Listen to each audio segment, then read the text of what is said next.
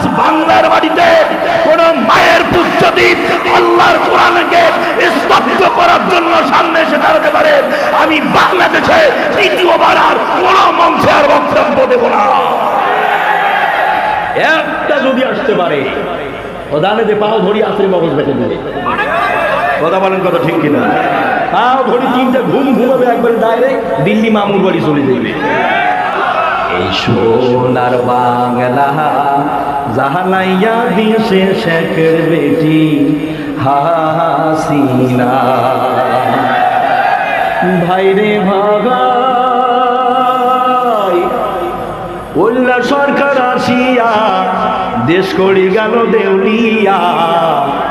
এই কথাটা মনে হইলে কোরআন ফাইটা যায়।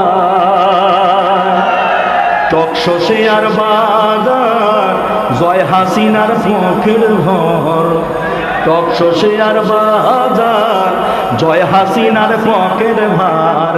আরে পদ্মা হাসি তোর দুর্নীতি তার জানা।